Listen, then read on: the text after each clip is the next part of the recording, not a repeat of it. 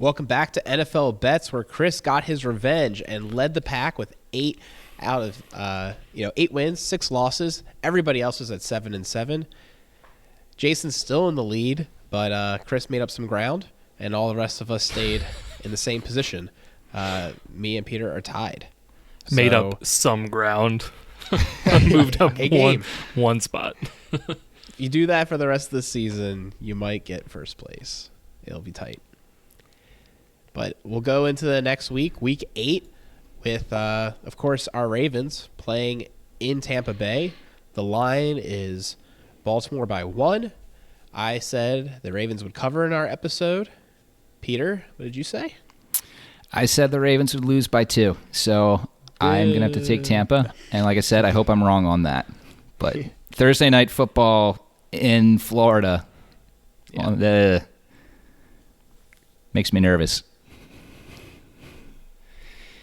Yeah, that's fair. I wasn't there for that episode, but I guess I'm gonna call it now. Oh man, that's really upsetting. I have done my bold prediction or score prediction. I'm gonna have to make sure that I do that.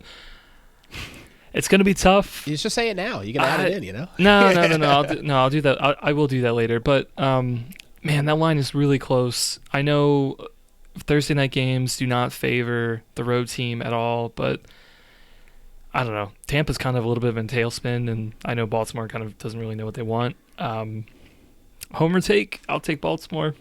All right. All right. Well, next up on the slate, we have another London game, I believe, or at least across the pond game. Denver at Jacksonville. We know that Jacksonville has mastered this playing in the UK thing. They're good at it. We know that Denver has not mastered this playing football thing terribly well. Russell Wilson is apparently starting. I think that's enough of the reason for you to know that you should take the team playing against the Broncos. So we'll go with Jacksonville. Yeah, Jacksonville. Let's ride. Yeah, I'm not gonna die on Denver here. Jacksonville also has a lot of problems, but Denver's just atrocious. I'll go with you guys. All right, next up we've got New England at the Jets. Is that right? The New England's favored by 2.5. Yep. Interesting.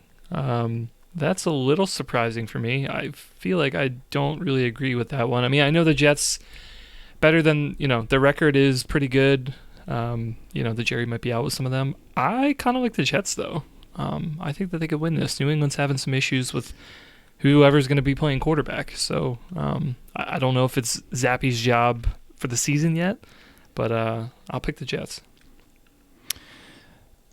Belichick said, he gave Belichick talk today and said something along the lines that made it sound like they were always planning to play both quarterbacks, which I don't think is true. In the game against Chicago, so supposedly Jones is going to get I don't know. It's a mess.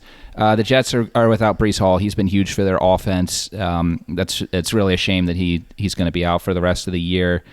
I'm interested to see if this week is finally Elijah Moore week. Corey Davis is likely going to be out of this game. Moore's back on the team after taking last week off and is apparently fist bumping, and the Jets players are happy to have him back. And yes, I'm talking as someone who took him in every single redraft league that I'm in this year because he was such great value. But I still think the Jets, they're doing well this year. They got to be excited about their opportunity here to beat the Patriots. So I'll take the Jets. Yeah, we're sweeping. My understanding is that Jones is the starter again, and I'm taking the Jets here to definitely cover and maybe even win. And in one of my leagues, Peter, that we're not in together, I have Moore and Wilson because or Garrett Wilson specifically. So I have both the wide receivers in a best ball league, and I feel like I need to cut one of them. So I don't know. We shall see. Drafting was so hard because you could get all those Jets players at such great value. It was just like you couldn't not do it, but you could, and you should have. Anyways, next game, Pittsburgh at Philadelphia. Philadelphia is coming off a bye. They are 10.5-point favorites. Now, Pittsburgh the past 2 weeks has beaten the spread. They outright beat Tampa, and then what were they? They were 6.5-point dogs to the Dolphins last week and just barely covered that by losing by 6. That's a high spread, but here's the thing. I think Philly coming off a bye and it being in Philadelphia is good enough for me to take the Eagles. The Steelers, they're more competitive than they were at the beginning of the season outside of that Cincinnati game, but I don't know. Philly's looked really good, and Pittsburgh has looked really not good, so I'll take Philly. I'm taking Philly as well. They're just too good, and Pittsburgh's just not all the way there. So I think Philadelphia can ride. This is where either this take looks really good or really bad in the moment, but I'm going to take Pittsburgh to cover here. Yeah, like you said, Peter, I mean, they've been somewhat competitive. I think this could be a trap game for Philly. I don't think Pittsburgh is going to win this game, to be perfectly clear, but I think that they could match the spread. So I'll take Pittsburgh.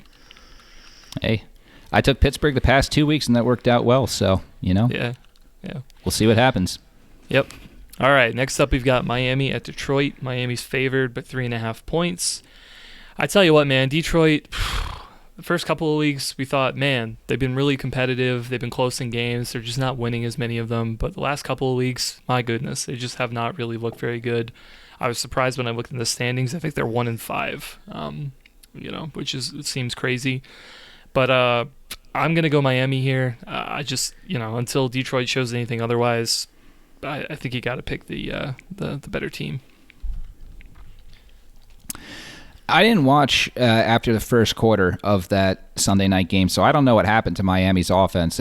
Early in that game, they were just dicing up the Steelers' defense, and then you wake up in the morning, you see that the game score was only 16-10. So Miami should, on paper, destroy this Lions defense. So I'm going to take them. But, yeah, it is a little interesting what happened to their offense last week. Yeah, I'm taking Miami as well, but it's not particularly enthusiastically. I would love to watch this game. I imagine the broadcast will be Pittsburgh, Philadelphia, and the Chicago-Dallas game is my guess, just looking at the slate. But maybe I'll pull up NFL Plus and hope it works and watch this game instead. Next up, we've got Arizona at Minnesota. Minnesota is a 3.5-point favorite. Arizona looked a lot better with Hopkins in the mix. And I'm going to just ride that and say that they can cover this. I'm not saying they're necessarily going to win, and I'll take Arizona. Also, I frequently lose when I pick Arizona. Yeah, I went back and forth on this one. I agree. Kyler and Hopkins, that connection is good. And Minnesota, they've been in a lot of close games this year. They're 5-1, I believe, but a lot of those games were by one score wins, 7 points or less. But they are coming off a bye. They are going to be at home, and Arizona's just been so erratic this year. So I think I would take. I'm not thinking. I'm taking Minnesota here, but I could obviously see the path where Murray and Hopkins are cooking, and that's too much for the Vikings. I think I'll go Arizona as well. Yeah, I'm definitely curious to see what another week of Hopkins is going to be for this offense. All right, next up, battle of the NFC South. We've got Carolina at Atlanta. Atlanta favored by 4. Oh, gosh, man. NFC South this year, what happened? I feel dirty about picking pretty much any game with Carolina or Atlanta in it. Atlanta, it's a coin flip. That's the only justification that I have.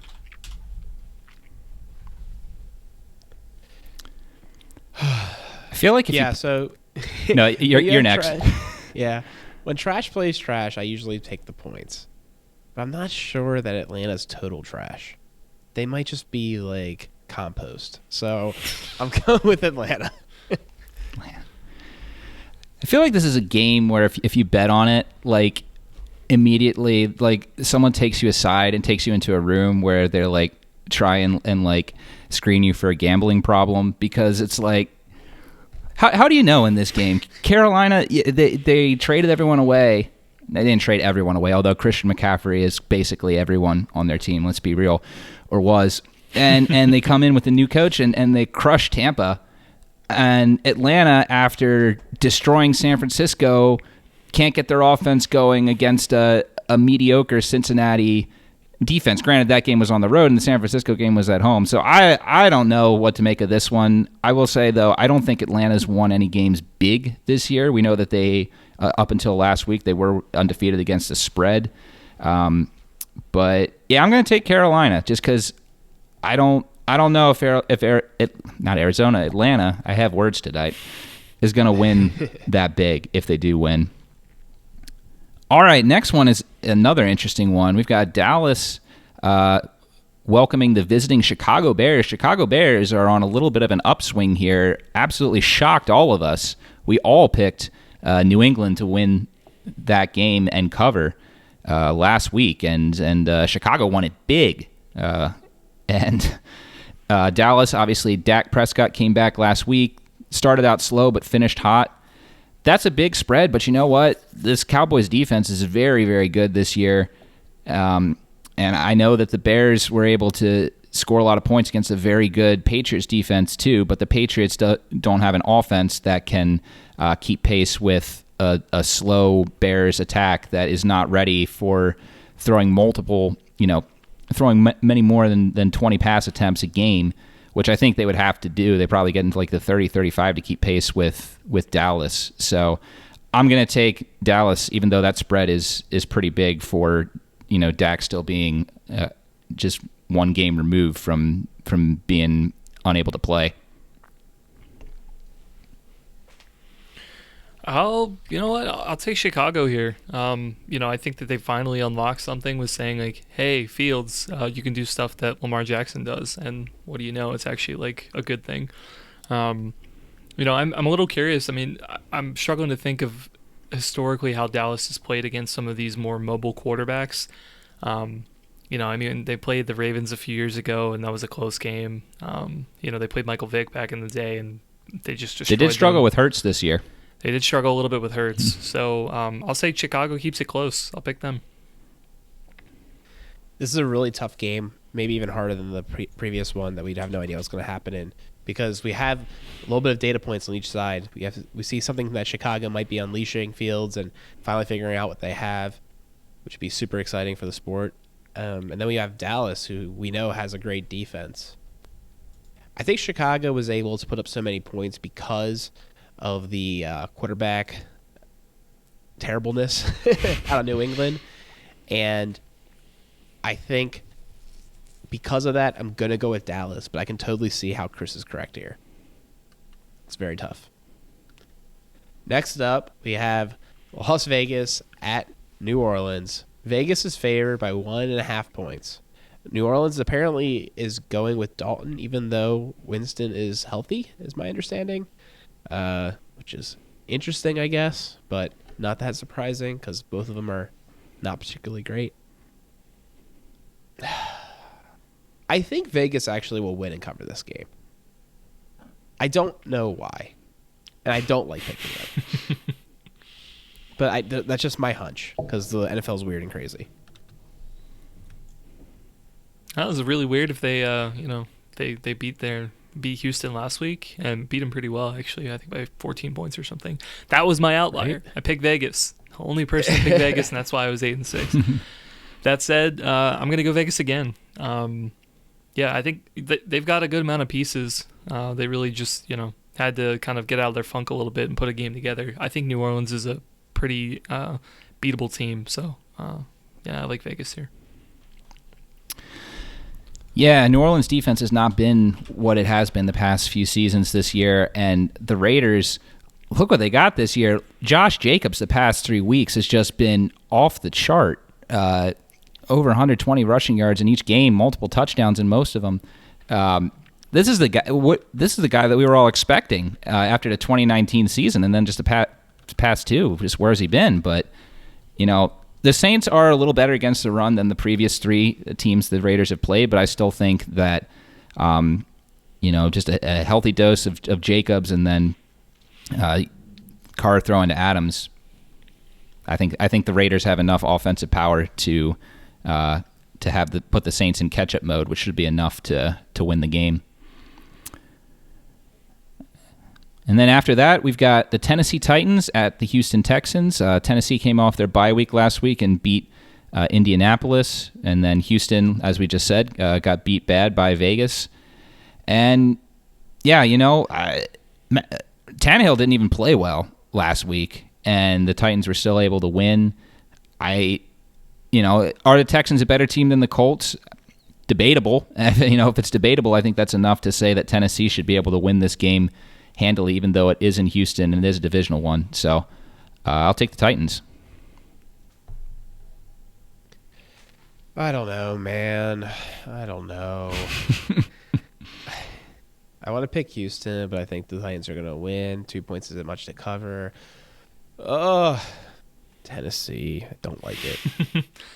I know. I looked at it earlier. I somehow cannot believe that the Titans are 4-2. It just seems very strange to me. It's just been, this league and this year, just everything's upside down and records are all records don't mean anything. It's very strange. I'm going to go Houston here. Yeah, just because of what you were saying earlier, Peter. Tennessee, they've been winning, but honestly, they just really haven't been looking too good. It's a divisional game. I think it's a toss-up, so I'll go Houston. Good points. Yep. All right. Speaking of, teams that, have surprising records, I think, at least this year. You've got the Giants at Seattle. Both of them been playing very well as of late. Looks like Seattle's favored by 3. You know what? As much as I kind of want to pick against the Giants, but I do think that they have a good formula that could go well on the road. I feel like I don't want to pick against them. I'll go Giants, but I could see this being really close. This is the most interesting game of the Sunday afternoon slate. Not just the Sunday afternoon, the whole Sunday slate. This is the two teams that are the biggest surprises of this NFL season, arguably at this point, and it's been really interesting to see what they've done. Both of them done it slightly different ways.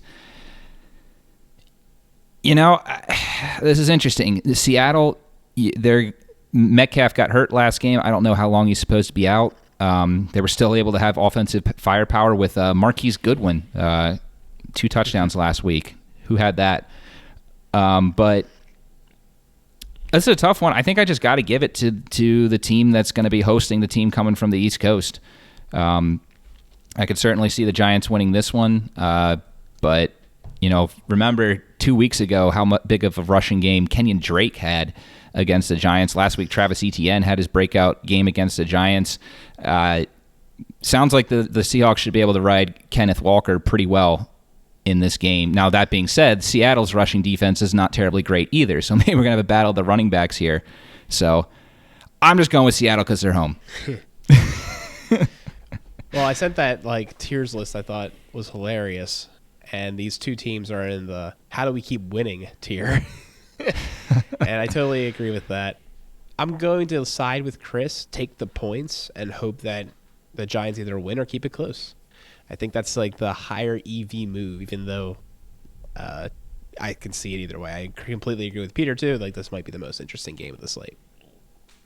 Next up, we got the Commanders at the Colts.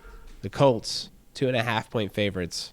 It was 3, but then they changed their quarterback, and now it's 2.5, which is what Matt Ryan's worth, apparently.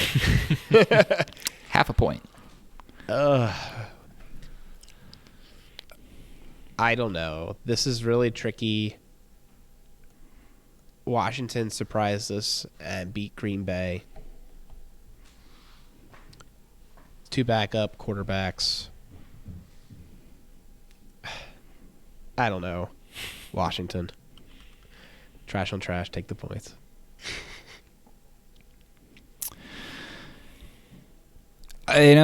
Washington, they've found a way to win games against mediocre teams this year. They beat Jacksonville. They beat the Bears. They beat the Packers.